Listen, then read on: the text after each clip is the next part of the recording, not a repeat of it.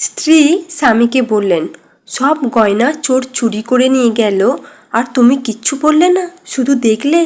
স্বামী বললেন, কি বলবো, তার হাতে তো পিস্তল ছিল।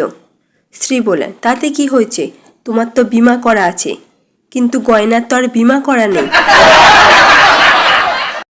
এক যুবক তার বন্ধুকে জিজ্ঞাসা করলো, তোর জামায় দাগ লাগলে তোর বউ কি রাগারাগি করে? বন্ধু বললেন, সব ক্ষেত্রে নয়, তবে। যুবক বললেন, কিরে থামলি কেন? বন্ধু বলল, জামাই যদি সিঁদুর বা লিপস্টিকের দাগ দেখে না, তাহলে বাড়িতে যুদ্ধ ক্ষেত্র বনতে যাবে। রবি তার বান্ধবীকে বলল, কিরে বিদেশে শাড়ি তৈরি হয়?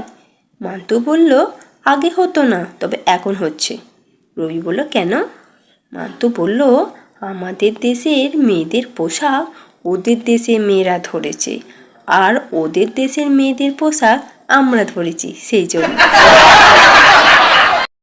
শিক্ষক ছাত্রকে বলল, আচ্ছা বলো দেখি, পশ্চিমবঙ্গের রাজধানীর নাম কি? ছাত্র বলল, কি করে বলবো স্যার? শিক্ষক বলল, কেন?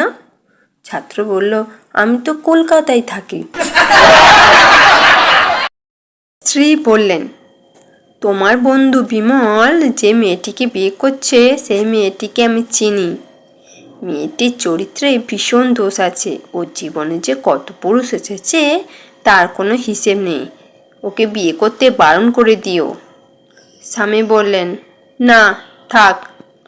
স্ত্রী বলল, কেন, জেনে শুনে তুমি তোমার বন্ধুর জীবন নষ্ট করবে?